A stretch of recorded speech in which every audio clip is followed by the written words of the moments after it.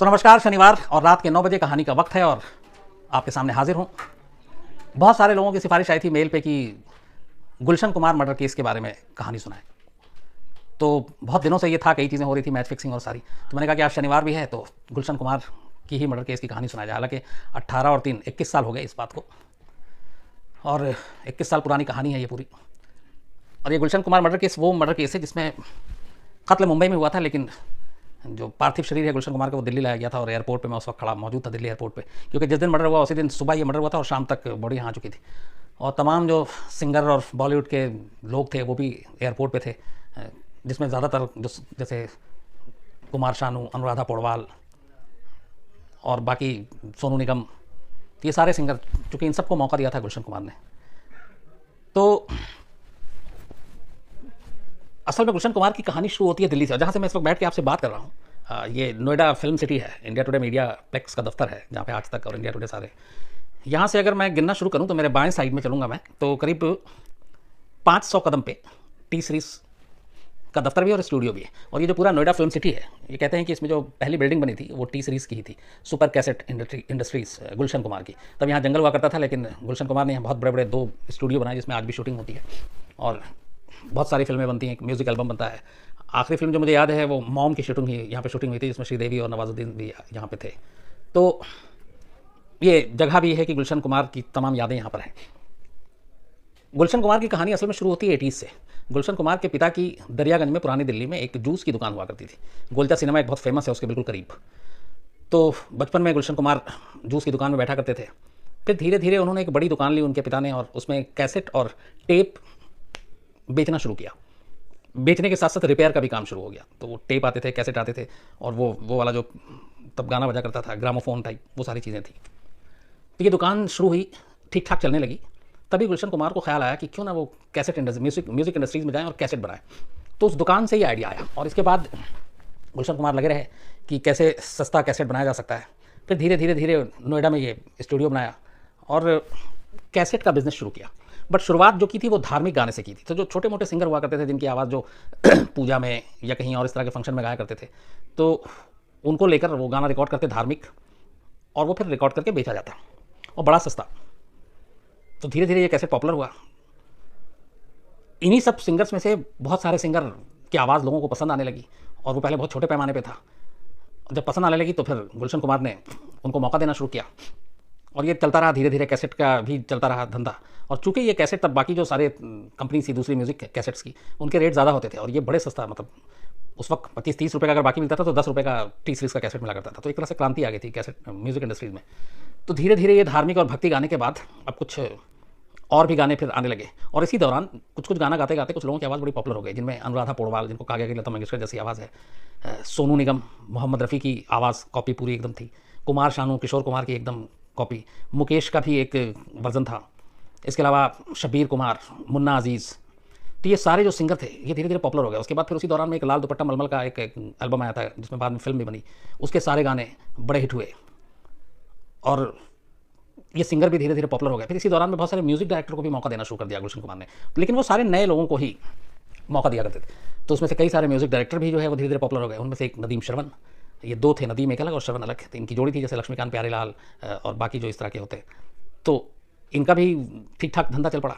फिर धीरे धीरे बिज़नेस बढ़ता गया। मुंबई में पैर जमाया गुलशन कुमार ने, और वहाँ पे इन्होंने फिर फिल्मी गाने और उसके राइट्स लेने शुरू किए। और थोड़ा वक्त बीता, 90s आया, तो 95, 6, 7 तक मतलब म्यूज़िक इंडस्ट्री पे ये था कि अगर मार्केट 100% जो म्यूज़िक इंडस्ट्री का हुआ करता था, उसमें 65% मार्केट टी सीरीज़ के पास था, मतलब गुलशन कुमार के पास। बाकी के 35% बाकी जो म्यूज़िक कंपनी थी उनके पास, जैसे टिप्स हो या सारेगामा या बाकी। तो 65% मार्केट पे कब्जा कर लिया था टी सीरीज़ ने, और उस ज़माने में करीब ये 350 करोड़ का इनका टर्नओवर हो गया था, और सारी ज़्यादातर फिल्मों के म्यूज़िक राइट्स टी सीरीज़ को मिलने लगे, और ये सारे सिंगर भी फेमस होने लगे। उसी दौरान एक फिल्म आई आशिकी, अभी तो उसका दूसरा वर्जन था। तो वो आशिकी उस ज़माने में जब आई थी, उसके सारे गाने बड़े हिट थे। उस फिल्म का म्यूज़िक दिया था नदीम श्रवण ने, और नदीम श्रवण वहीं से बहुत बड़े म्यूज़िक डायरेक्टर दोनों बन गए। और फिर उन्होंने बहुत फिल्में की, सुभाष घई की परदेस की, फिर आपके संजय दत्त तो सलमान खान की जो फिल्म थी वो जिसके गाने बहुत हिट थे, मतलब दर्जनों कई, और फिल्म फेयर अवार्ड, बहुत कई फिल्म फेयर अवार्ड, साजन फिल्म थी जो संजय दत्त और सलमान खान की, माधुरी दीक्षित, वो तो धीरे धीरे ये म्यूजिक डायरेक्टर का भी इनका दबदबा हो गया और ये चलता रहा। लेकिन फिर एक वक्त आया जब गुलशन कुमार और नदीम के बीच में थोड़ी सी करवाहट आ गई। उसकी वजह थी, एक नदीम श्रवण ने एक एल्बम बनाया दोनों म्यूजिक डायरेक्टर ने मिलकर, उसका नाम था हाय जिंदगी, और इसमें 2-3 गाने खुद नदीम ने गाए थे, लेकिन नदीम की आवाज़ अच्छी नहीं थी। म्यूजिक डायरेक्टर बेशक अच्छा था, लेकिन ज़रूरी नहीं कि आप हर चीज़ में कामयाब हो। फिर भी हाय ज़िंदगी का कुछ कई दबाव था और दोस्ती थी, तो गुलशन कुमार ने उसके कुछ गानों को प्रमोट किया टी सीरीज़ के जरिए, लेकिन वो गाने चले नहीं और वो पिट गए, उसका कोई अच्छा रिस्पॉन्स नहीं आया। तो बाकी के फिर वो प्रमोट करने के लिए दबाव बन रहा था हाय ज़िंदगी के, गुलशन कुमार ने मना कर दिया। और इस दौरान में नदीम श्रवण चूंकि स्टैब्लिश म्यूजिक डायरेक्टर हो गए थे, तो गुलशन कुमार की एक खास बात ये थी कि वो फिल्म इंडस्ट्री में हमेशा नए लोगों को ही सिर्फ मौका देना चाहते थे, और जो एक बार स्टार बन गया, बड़ा हो गया, फिर वो धीरे धीरे उससे किनारा कर लेते थे। तो अब यहाँ पे नदीम श्रवण के साथ ये भी था कि जो फिल्में थी वो गुलशन कुमार जो फिल्में बनाते हैं उसमें कोई और डायरेक्टर होता, तो इस तरह से दूरियां बनने लगी। और नदीम को ये लगा कि गुलशन कुमार जो है वो उसका करियर ख़राब करना चाहते हैं और उसे काम भी नहीं दे रहे, उसके गानों को प्रमोट भी नहीं कर रहे हैं। तो ये सारी चीज़ें चल रही थी एक साथ। इसी बीच में, अब चूंकि गुलशन कुमार बहुत बड़ा नाम म्यूजिक इंडस्ट्री में हो चुका था, अंडरवर्ल्ड से गुलशन कुमार को मुंबई में उस वक्त आम बात थी तमाम स्टार्स और इनको धमकी देना और उनसे पैसे लेना, एक्सटॉर्शन मनी। तो कहते हैं कि अंडरवर्ल्ड से फ़ोन गया था, और फ़ोन किया था अबू सालेम ने, और गुलशन कुमार ने कुछ एक्सटॉर्शन के पैसे दिए थे पहली बार में, और ये बात है 96 की, 1996। तो कुछ फ़ोन आया तो कि अंडरवर्ल्ड से ये वो सारी चीज़ें, तो कुछ करोड़ रुपए में वो पैसे दिए गए। इसके बाद फिर दोबारा, अब ये जब रिश्ते इधर ख़राब हुए तो नदीम ने जो सारी ये सारी कोर्ट में और वो सारी चीज़ें में कलमबंद है, नदीम को बुरा लगा कि गुलशन कुमार उसका करियर ख़राब कर रहा है और गुलशन कुमार उसे काम नहीं दे रहा, और गुलशन कुमार जो है वो उनके एल्बम को प्रमोट नहीं कर रहा है। तो उसने अंडरवर्ल्ड, नदीम के जो रिश्ते थे वो अंडरवर्ल्ड के साथ थे, खासतौर पर अबू सालेम और अनीस इब्राहिम जो दाऊद इब्राहिम का भाई था। तो उसने अबू सालेम से कॉन्टैक्ट किया, उसने कहा कि ऐसे ऐसे कर रहा है तो तुम इसको थोड़ा धमकाओ। तो कहते हैं कि फिर अबू सालेम ने फ़ोन किया और इस बार उसने कहा कि गुलशन कुमार से कि आप 10 करोड़ रुपए हमें दे दो, अपनी सलामती चाहते हो तो। गुलशन कुमार एक किस्त ऑलरेडी दे चुके थे, हालांकि रिकॉर्ड पे नहीं है और पुलिस में भी कोई इसमें कभी कंप्लेंट नहीं की गई। लेकिन जब दूसरी बार आया तो फिर गुलशन कुमार परेशान हो गया, और उस परेशानी में उन्होंने कहा कि मैं अभी दे चुका हूँ, लेकिन उसने कहा कि नहीं आपको देना पड़ेगा। तो अंडरवर्ल्ड का जैसा होता है, ये चीज़ें चलती रहीं। गुलशन कुमार ने सेकंड बार में पैसे नहीं दिए। तभी 5 अगस्त 1997 को अबू सलेम फ़ोन करता है गुलशन कुमार को और कहता है कि तुमने पैसे नहीं दिए और तुम देख लो, और तुमने अभी तक पुलिस में भी कंप्लेंट नहीं किया, इसका मतलब तुम हमें सीरियसली नहीं ले रहे हो। ये कोर्ट में बाकायदा गुलशन कुमार के भाई किशन कुमार का स्टेटमेंट है, गवाही है। तो 5 अगस्त 1997 को अबू सलेम ने फ़ोन किया कि पैसे दे दो, नहीं तो अंजाम बुरा होगा, और तुमने पुलिस में भी कंप्लेंट नहीं किया, अंडरवर्ल्ड को तुम हल्के में ले रहे हो, तुम सीरियसली लेना शुरू करो। गुलशन कुमार परेशान हो गए। किशन कुमार को फिर बताया, जिक्र किया ऐसे ऐसे है, तो किशन कुमार ने सुझाव दिया कि आप पुलिस में जाओ। तो गुलशन कुमार ने कहा कि नहीं, पुलिस में अगर जाऊँगा तो ये लोग बड़े खतरनाक है, फिर और उल्टा पड़ जाएगा, तो वो पुलिस में भी नहीं जाते। 3 दिन बाद 8 अगस्त 1997 को दोबारा अबू सलेम फ़ोन करता है गुलशन कुमार को, कहता है कि 3 दिन बीत गए, अभी तक तुमने दिया नहीं, अब तुम अपने अंजाम के लिए खुद हकदार हो गए। और उस वक्त किशन कुमार तब गुलशन कुमार के साथ थे जब ये कॉल आया, और वो सारी बातचीत सुन रहे थे, कोर्ट में बाकायदा गवाही दी। तो उसने फिर ये कहा कि ये सारी चीज़ें यही रह जाएंगी, पैसे दे दो। और साथ में एक चीज़ और थी, उसने कहा कि ये तुम नदीम के म्यूज़िक एल्बम को प्रमोट क्यों नहीं कर रहे हो, उसको प्रमोट करो। अच्छा, ये बात 5 अगस्त को भी कही गई थी। तो गुलशन कुमार ने सफाई दी कि मैंने इधर से उसको प्रमोट की थी उसके कुछ गाने, लेकिन उसका रिस्पांस नहीं आया और मेरे पास बहुत सारे और काम हैं, बहुत सारे म्यूज़िक के जो है फिल्मों के वो हमारे पास राइट्स हैं, तो ये मुमकिन नहीं है, और जो चीज़ नाकाम है उसे प्रमोट कैसे कर सकते हैं। तो ये अपनी सफाई दे रहे थे, लेकिन उधर से वो कहा जा रहा था कि नहीं आप प्रमोट करो। तो ये चीज़ें चली, और उसी बीच में ये भी था कि आप जिस फिल्म में संगीत गुलशन कुमार मतलब जो राइट्स लेते हैं म्यूज़िक का, और जिस फिल्म में नदीम श्रवण का म्यूज़िक होता है, आप उन फिल्मों के राइट्स टी सीरीज़ क्यों नहीं लेता है। ये भी था कि गुलशन कुमार जिस फिल्मों में नदीम श्रवण के गाने होते थे, बाद में उसके राइट्स लेना छोड़ दिया था, क्योंकि 65% मार्केट म्यूज़िक इंडस्ट्री का टी सीरीज़ के पास था। तो ये ऐसे म्यूज़िक डायरेक्टर के लिए थोड़ा सा झटका होता था, क्योंकि 65% जो लोग मार्केट पर कब्जा करके बैठे हैं, अगर वो उनके गानों को प्रमोट ना करें, वो उनका राइट ना लें, तो उनके गाने उतने लोगों तक पहुँच नहीं पाएंगे, उनकी सोच थी। तो ये भी था कि जिस फिल्मों में नदीम श्रवण के गाने होते थे, उन फिल्मों के राइट्स भी, उसके म्यूजिक राइट्स गुलशन कुमार या टी सीरीज़ नहीं लिया करते थे। तो इसके ऊपर भी अबू सालेम ने धमकाया। तो 5 और 8 अगस्त 2 बार धमकाया। अब गुलशन कुमार परेशान थे बहुत, उन्होंने 1-2 अपने करीबी दोस्तों से बात की, किशन कुमार जो भाई है उनसे जिक्र किया, सब ने यही सुझाव दिया कि आप पुलिस में कंप्लेंट करो। लेकिन गुलशन कुमार का मानना था कि पुलिस में जाने का मतलब अंडरवर्ल्ड से सीधे सीधे 2-2 हाथ करना और मामला और बिगड़ जाएगा। तो वो अभी सोच ही रहे थे कि क्या करना है आगे, किसी से सलाह लूँ, मशवरा लूँ। इसी बीच 12 अगस्त आ जाता है 1997। 5 और 8 अगस्त को फ़ोन पे धमकी आती है, और 12 अगस्त मतलब 8 और 4 दिन के बाद जुहू में एक मंदिर है बहुत छोटा सा। अच्छा, गुलशन कुमार बहुत ही धार्मिक प्रवृत्ति के शुरू से रहे। आपको जम्मू में जो मंदिर है आप सभी जानते हैं कि वहाँ टी सीरीज़ हर दिन लोगों को खाना खिलाता है, और ये तो धर्म कर्म के काम में बहुत ज़्यादा इन्वॉल्वमेंट था गुलशन कुमार का। तो जुहू में ही एक छोटा सा मंदिर था जो स्लम के बीच में था, तो वहाँ कभी एक आध बार गए होंगे शुरू में गुलशन कुमार, उसके बाद पता नहीं उस मंदिर से उनको ज़्यादा ही कुछ प्यार हो गया और आस्था हो गई, तो फिर वो पाबंदी से जाने लगे और फिर उस मंदिर को बहुत खूबसूरत उन्होंने अपने पैसे से बनवाया, मार्बल लगाए महंगे महंगे और सब कुछ। और ये जब मंदिर को ठीक ठाक पूरे बना दिया तो वहाँ के लोकल के लोग भी खुश हो गए, गुलशन कुमार को सब जानते भी थे। तो गुलशन कुमार की एक ज़िंदगी की रूटीन हो गई कि जब भी वो मुंबई में रहते तो सुबह और शाम 2 दिन ज़रूर मंदिर जाते, 2 वक्त। टाइम फिक्स नहीं था, कभी 6 बजे, कभी 7, कभी 8, कभी 9, 10, शाम को भी कोई टाइम फिक्स नहीं था, लेकिन मुंबई में है तो जाएंगे 2 वक्त ज़रूर उस मंदिर में जो जुहू में था। तो 12 अगस्त 1997 की सुबह भी गुलशन कुमार उठते हैं और 10:10 पर घर से निकलते हैं और वो घर के एकदम बिल्कुल पास में चूंकि मंदिर है तो मंदिर के अंदर जाते हैं, अपना पूजा वूजा पाठ करते हैं। वहाँ से 10:40 पर मंदिर के जैसे ही बाहर आते हैं, ड्राइवर उनका गाड़ी खड़ी हुई थी मंदिर के साइड में, तो वो गाड़ी की तरफ जैसे ही बढ़ते हैं तभी वहाँ पे 3 लोग खड़े होते हैं, एक उसमें बहुत लंबे बाल वाला था। और गुलशन कुमार को जैसे ही वो देखता है तो जो वहाँ के लोकल लोग हैं उनका एक बयान है, जो खड़े हुए थे चूँकि स्लम एरिया था, सब कुछ पास पास में था, तो उनमें से एक जो लंबे बाल वाला है वो गुलशन कुमार को कहता है कि पूजा पाठ बहुत हो गई, अब बाकी की पूजा तो ऊपर जाकर करना। और उसके बाद वो पिस्टल निकालता है और सीधे फायर कर देता है। पहली गोली सर में लगती है गुलशन कुमार को, गुलशन कुमार गिरते हैं, फिर भी बचने के लिए थोड़ा सा किनारे तरफ जाने की कोशिश करते हैं, तब तक 2 लोग और सामने से आ जाते हैं और उसके ये तीनों मिलकर एक साथ गुलशन कुमार के ऊपर गोलियां चलाना शुरू कर देते हैं। ड्राइवर जब तक आता है तब तक 16 गोली गुलशन कुमार को लग चुकी थी, ड्राइवर भी घायल हो जाता है गोलीबारी में। फिर उसके बाद वो आराम से वहाँ से एक थोड़ी दूर पे एक टैक्सी खड़ी थी, टैक्सी के ड्राइवर को वो तीनों बाहर निकालते हैं और टैक्सी में बैठते हैं और आराम से चले जाते हैं। टैक्सी के ड्राइवर ने भी देख लिया था कि इनके हाथ में रिवॉल्वर है, वो कुछ विरोध भी नहीं करता, तो वो पैदल आए थे, वहीं इंतजार कर रहे थे, क्योंकि उन्हें मालूम था कि गुलशन कुमार का रूटीन क्या है इस मंदिर में, अगर सुबह नहीं आए शाम नहीं तो शाम को आएंगे, शाम नहीं तो सुबह, लेकिन वो दोनों वक्त जाते थे और मुंबई में है तो दोनों वक्त, तो उन्हें बड़ा ईजी लोकेशन टारगेट सब कुछ मालूम था। उसके बाद वो टैक्सी से तीनों जो किलर थे वो निकल लेते हैं। फिर गुलशन कुमार को फ़ौरन हॉस्पिटल ले जाया जाता है, लेकिन हॉस्पिटल में उन्हें ब्रॉड डेड बताया जाता है। फिर ड्राइवर का बयान होता है, बाकी पड़ोसियों के बयान होते हैं और तब तक ये खबर फैल गई। गुलशन कुमार चूँकि एक म्यूज़िक किंग, जिन्होंने म्यूज़िक इंडस्ट्री में क्रांति लाई थी इतना सस्ता टेप और कैसेट बेचकर, तो ये बात हर तरफ फैलती है। फिर तब मुंडे थे महाराष्ट्र के होम मिनिस्टर, वो भी बयान देते हैं कि हमें कभी बताया ही नहीं गुलशन कुमार ने कि उन्हें अंडरवर्ल्ड से थ्रेट था, जबकि वो दान वान ये सारी चीज़ें करते रहते थे, लेकिन कभी शेयर नहीं किया, शायद डर की वजह से। खैर इसके बाद शाम होते होते गुलशन कुमार की जो पार्थिव शरीर है, जो बॉडी है, उसको दिल्ली लाया जाता है और सारे मुंबई से उनके जितने भी म्यूज़िक इंडस्ट्री के दोस्त थे वो सारे यहाँ पहुँचते हैं। कुमार शानू हों, सोनू निगम हों, अनुराधा पौडवाल हों, आपके शब्बीर हों, मुन्ना अजीज़ हों, तो उसके बाद यहाँ दिल्ली में ही उनका अंतिम संस्कार होता है और फिर पुलिस जांच शुरू कर देती है। अब यहाँ पे ये था कि इन सारे लोगों में से मिसिंग जो था वो नदीम था, और नदीम को खड़ा करने वाले गुलशन कुमार, नदीम शरवण बनाने वाले गुलशन कुमार। तो शुरू में ये चर्चाएं तो थी, और चूँकि किशन कुमार, अब जो गुलशन कुमार के भाई हैं, उनसे उन्होंने 5 और 8 अगस्त के कॉल का जिक्र किया था, तो इसलिए कहीं ना कहीं वो नदीम की भी बात आ रही थी, तो ये सारी चीज़ें चल रही थी। उसके बाद पुलिस जो है फिर छानबीन करती है और इन्वेस्टिगेशन के बाद ये बात है 16 अगस्त की, जब जावेद और रफ़ीक नाम के 2 अंडरवर्ल्ड के लोगों को पकड़ती है। दोनों सालेम के गैंग के थे, अबू सालेम के। तो इन दोनों को पकड़ के जब पूछताछ करती है तो दोनों फिर पूरी कहानी सुनाते हैं, और जो पूरी कहानी थी वो ये थी कि मई के महीने में, मई 1997 दुबई में अनीस इब्राहिम, जो दाऊद इब्राहिम का भाई है छोटा, उसके दफ्तर में एक मीटिंग होती है। उसमें अनीस इब्राहिम था, अबू सालेम था और एक कयूम नाम का गैंगस्टर था जो अबू सालेम का खास था। और ये तीनों मीटिंग करके कहते हैं कि ये इसने पहला किस्त तो दे दिया, लेकिन दूसरा किस्त नहीं दे रहा है, डरता भी नहीं है, और नदीम शरवण के नदीम को जो प्रमोट करने के लिए कहा वो भी हमारी बात नहीं मान रहा है, उसके फिल्मों के राइट्स भी नहीं ले रहा है, तो इसे मैसेज देना चाहिए। तो कहते हैं कि मई में जो दुबई में मीटिंग हुई उसी में ये प्लान किया गया कि गुलशन कुमार का मर्डर करना है। इसके लिए 3 किलर को हायर किया गया और उसके बाद इन तीनों ने जाकर उसी जगह पे ये मर्डर किया। बाद में करीब उसके थोड़े के दिन के बाद दाऊद मर्चेंट एक ख़ास था इसमें, जो 3 लोग थे उनमें से एक था जिसने गोली चलाई थी, और दाऊद इब्राहिम का खास था, अबू सलेम का खास था, क्योंकि अबू सलेम दाऊद इब्राहिम के लिए काम करता था। तो उसको पुलिस पकड़ती है, दाऊद मर्चेंट को जब पकड़ती है पुलिस, तो फिर वो उससे सारी कहानी सुनती है, तो उसकी कहानी भी सारी यही होती कि मई में ये प्लानिंग हुई थी, अबू सलेम ने ये कहा था।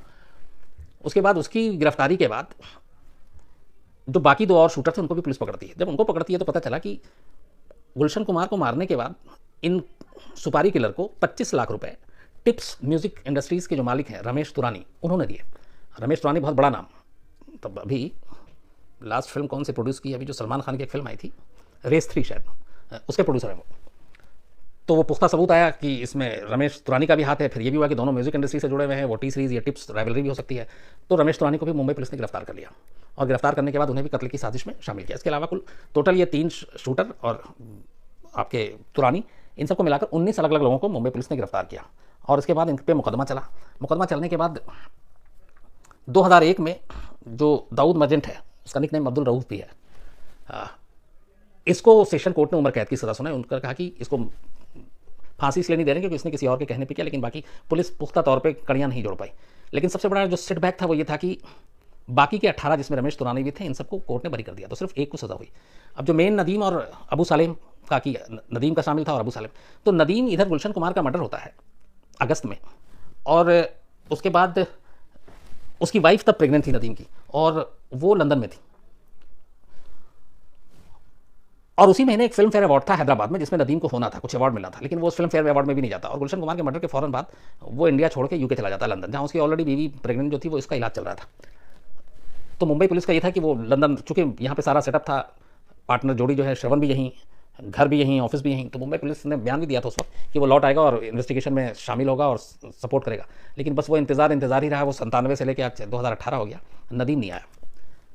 लेकिन नदीम को ब्रिटेन से लाने के लिए कई बार हमने प्रत्यर्पण संधि के तहत सारी चीज़ें की, लेकिन वहाँ के 2-3 अलग अलग कोर्ट ने ये कहा कि ये सफिशिएंट एविडेंस है ही नहीं जिसकी वजह से हम नदीम को यहाँ भेजें। और बाद में नदीम ने फिर ब्रिटिश सिटीजनशिप भी ले ली और कोर्ट ने उसको इंडिया को सौंपने से मना कर दिया। उसने कहा कि पुख्ता सबूत नहीं है। उसके बाद कहते हैं कि अब अभी हाल में नदीम जो है फिर उसने अपना दुबई में परफ्यूम का बिजनेस शुरू कर लिया है, और वो गल्फ़ में रहता है, दुबई में रहता है, लेकिन वो ब्रिटिश सिटीज़न है, अब वहाँ की उसने नागरिकता ले रखी है। तो नदीम के खिलाफ जितने भी मामले थे उसमें अभी तक हिंदुस्तान में उसको लाके उस अदालत के सामने पेश नहीं किया जा सका है। दूसरा जो इंपॉर्टेंट बचता अबू सालेम, जिसके बारे में कहते हैं कि उसी ने धमकी दी थी, उसने सब कुछ किया था, उसके साथ विडंबना ये देखिए कि चार्जशीट में नाम है लेकिन आज तक अबू सलेम पे मुकदमा नहीं चला गुलशन कुमार के मर्डर। उसकी वजह यह है कि 2005 में जब पुर्तगाल से अबू सलेम को हिंदुस्तान लाया गया तो जो प्रत्यर्पण थी, जो संधि थी, जो समझौता था हमारा पुर्तगाल सरकार के साथ, उसमें यह था कि इस पर सिर्फ ये मुकदमा चलेंगे, उसमें कहीं भी गुलशन कुमार मर्डर केस का जिक्र ही नहीं था। तो जो हमने वहाँ लिख के दिया है, जैसे 93 का दिया था कि 93 में वांटेड है, उसी के बलबूते पे हम अबू सालेम को यहाँ लेकर आए, तो उसमें गुलशन कुमार मर्डर केस का जिक्र नहीं था, और ये था कि आप सिर्फ यही मुकदमा चलाएंगे और जो भी लिखा था। तो इसी वजह से आज भी गुलशन कुमार मर्डर केस में अबू सालेम को एक तरह से ये दिखाया गया है कि वो मतलब गायब है, हाजिर नहीं हुआ। क्यों? क्योंकि आप उसमें मुकदमा नहीं चला सकते, और इसीलिए उस मामले में कोई सज़ा नहीं हुई। सज़ा सिर्फ एक को ही, दाऊद मर्चेंट एलियस अब्दुल रऊफ़ को उम्र कैद की सज़ा हुई। उसके बाद उसको भी 2012 में पेरोल मिला, वो पेरोल से भाग गया। फिर वो बांग्लादेश बॉर्डर के पास बीएसएफ ने उसको पकड़ा, तो खैर वो पकड़ा गया है। लेकिन विडंबना ये है कि अभी तक इस मामले में ना नदीम को सज़ा हुई जो मेन मास्टरमाइंड है, और ना अबू सालेम को। और कहते हैं, और उसके अलावा भी कई ऐसे ऑडियो और ये सारी चीज़ें हम लोगों ने भी स्टोरी की थी कि लंदन में रहते हुए प्रोटेक्शन जो दिया है नदीम को, वो दाऊद इब्राहिम ने खुद दिया है। और कई ऐसे हाल में ऑडियो भी आए थे जिसमें ये था कि उसको कुछ होना नहीं चाहिए। तो नदीम के ऊपर दाऊद इब्राहिम का हाथ है, और वही उसको प्रोटेक्शन देती है डी कंपनी, और अब उसका बिजनेस दुबई में है परफ्यूम का। श्रवण के बारे में भी पुलिस ने उस वक्त तमाम इन्वेस्टिगेशन की, मुंबई पुलिस ने, जब ये मर्डर के बाद, क्योंकि ये था कि राइवलरी है, म्यूजिक इंडस्ट्री से जुड़ा हुआ है और दोनों पार्टनर हैं, तो इसमें इसका भी कोई रोल हो सकता है। लेकिन तमाम चीज़ें जब इन्वेस्टिगेशन हुई तो श्रवण बेदाग निकले और उनके खिलाफ कोई सबूत नहीं था, और इसीलिए कहीं उनका नाम नहीं आया। लेकिन एक और इसमें फैक्ट ये भी है कि जब नदीम वहाँ लंदन भाग गया, उसके बाद भी कुछ फिल्मों के लिए यहाँ से बैठ के श्रवण ने ट्यूनिंग की, और दोनों ने नेट के थ्रू और उसके म्यूज़िक कंपोज किए फिल्मों के लिए, और वो फिल्में आईं। मुझे इस वक्त नाम याद नहीं आ रहा, लेकिन वो आईं। तो ये सिलसिला चलता रहा, लेकिन श्रवण ने फिर बाद में बयान दिया कि उसे यकीन नहीं है उन्हें कि ऐसा हो सकता है। लेकिन फैक्ट यही है कि फिल्म इंडस्ट्री में शोहरत पाने के लिए, तरक्की पाने के लिए ऐसे बहुत सारे क्राइम हुए हैं, और ये उसकी एक मिसाल है। और गुलशन कुमार की मर्डर को लेकर इसलिए भी ज़्यादा अफसोस की बात होती है कि गुलशन कुमार की एक छवि जो थी एक बहुत ही अलग तरह की थी, एक धार्मिक प्रवृत्ति का इंसान, और जिसने म्यूज़िक इंडस्ट्री में एक क्रांति, एक इनकलाब ला दिया, जिसने इतने सस्ते कैसेट लाई कि गरीब के हाथों तक भी पहुँचा वो, और तमाम नए सिंगर्स को जो मौका दिया। आज हम लोग जिनको सुनते हैं सारे, एक सिंगर का मैं उनका सबसे फ़ैन भी हूँ, नाम इस वक्त देखिए इत्तेफाक से नहीं आ रहा, जिन्होंने ये गाना गाया था, आए अजनबी तू भी कभी, क्या नाम है, आदित्य जो जिनका बेटा है, उदित नारायण, माफ़ कीजिएगा, बहुत ऐसे सोचता था। तो लाल दुपट्टा मलमल का जब गुलशन कुमार की बोल, तो उसमें उदित नारायण, अनुराधा पौडवाल, सोनू निगम, कुमार शानू, आशिकी ने कुमार शानू को कहाँ से कहाँ पहुँचा दिया। देन आपके शब्बीर कुमार मोहम्मद रफ़ी की आवाज़ में, मुन्ना अजीज़, जिसको मोहम्मद अजीज़ भी कहते हैं, मोहम्मद रफ़ी की आवाज़ में, ये सारे एक से एक सिंगर जो देन है वो टी सीरीज़ सुपर कैसेट की देन है, गुलशन कुमार की देन है। फिर नदीम, श्रवण, इसके अलावा आनंद मिलिंद और ऐसे तमाम जो म्यूज़िक डायरेक्टर है, ये भी गुलशन कुमार की देन है। लेकिन गुलशन कुमार की ये थी कि वो हमेशा नए आवाज़, नए टैलेंट, नए म्यूज़िक डायरेक्टर को तलाशते और उन्हें मौका देते, और फिर वो हिट हो जाते, फिर वो किसी और के नए की तलाश में चले जाते। और शायद उनकी यही आदत और उनकी यही फितरत जो थी कि नए लोगों को मौका देके फिर जैसे वो इस्टेब्लिश हो जाए, कहीं और बढ़ जाओ। नदीम को उनका दुश्मन बना दिया, और नदीम को लगा कि अब ये उनका करियर ख़राब कर रहा है, और नदीम ने इसी वजह से ये सारी अंडरवर्ल्ड का सहारा लिया, और फिर गुलशन कुमार की जो है इसमें मर्डर करवाया उसने। तो ये थी पूरी गुलशन कुमार की कहानी। टी सीरीज़ आज भी है, सुपर कैसेट इंडस्ट्रीज़ आज भी है, और बाकायदा कई फिल्मों के म्यूज़िक राइट्स से मिलते हैं। गुलशन कुमार के भाई किशन कुमार, उनके बेटे गुलशन कुमार के और बेटी, ये लोग इस सब इंडस्ट्री को चला रहे हैं जो सुपर कैसेट इंडस्ट्रीज़ है। उनके नोएडा में भी स्टूडियो वैसी हैं, और देश भर में इनके कहते हैं करीब 40-50 ऐसे स्टूडियोज़ हैं, और म्यूज़िक इंडस्ट्रीज़ में इनका आज भी कद जो है वो बहुत बड़ा है। लेकिन कहानी का सार ये है कि इंसान तरक्की पाने के लिए या फिर नाकामी से डरने के लिए भी कई बार जुर्म के रास्ते पे निकल पड़ता है। और वही चीज़ की नदीम ने और सहारा लिया अबू सालेम और डी कंपनी का, और एक म्यूज़िक इंडस्ट्री का उस वक्त का चमकता हुआ सितारा जो है वो बुझ गया। तो उम्मीद है कि आपको इस गुलशन कुमार मर्डर केस की सारी जो कहानी थी डिटेल में मैंने आपको बताई, आपको पसंद आएगी और बहुत सारी नई जानकारी आपको मिली होगी। तो अपने सुझाव, अपनी शिकायतें उसी तरह से आप मेल करते रहे crimeofficial@gmail.com पर या फिर shams.khan@aajtak.com पर। और क्राइम तक परिवार के सदस्य आप लोग हैं, इसलिए खुशी होती है आप लोगों से बात करके। बहुत सारे इसमें स्पोर्ट्स तक के भी होते हैं। और क्राइम तक को इसी तरह सब्सक्राइब करते रहिए और बहुत ज़्यादा से ज़्यादा लोगों से कहिए कि करें। और इधर मैं देख रहा हूँ कि काफ़ी लोग तेज़ी से बहुत सब्सक्राइब कर रहे हैं। तो ये जो गति है, जो स्पीड है, इसको मेंटेन रखिए ताकि ये और फले फूले और परिवार बड़ा हो और आप लोगों का प्यार इसी तरह मिलता रहे, आपकी सुझाव भी मिलते रहे और आपकी शिकायतें भी सर आँखों पर जो आप अपनी शिकायतें या सुझाव देते हैं हम उनको सुधारने की कोशिश करते हैं। तो सैटरडे है आज, कहानी सुनिए, एंजॉय कीजिए। कल संडे है, कल आप एंजॉय कीजिए। कल मेरी भी संडे की छुट्टी है एक दिन की। तो अब मंडे को आपसे मुलाकात होगी और मंडे के बाद ट्यूसडे हम लोग वेट करेंगे। और वेडनेसडे को इंडिया पाकिस्तान का बहुत बड़ा मैच है। तो मैं कोशिश करूंगा, अगर कुछ लोगों के मेरे पास सुझाव आया कि इंडिया पाकिस्तान मैच से पहले आप इंडिया पाकिस्तान मैच से जुड़े हुए या मैच से जुड़े हुए कुछ क्राइम हो तो वो कहानी सुनाइएगा। तो मैं देखता हूँ उस पर कितना बन पाता है। लेकिन मंडे को आपसे मुलाकात होगी रात 9 बजे। तब तक अच्छे रहिए, खुश रहिए और इसी तरह क्राइम तक देखते रहिए। क्राइम तक के परिवार को बड़ा करते रहिए।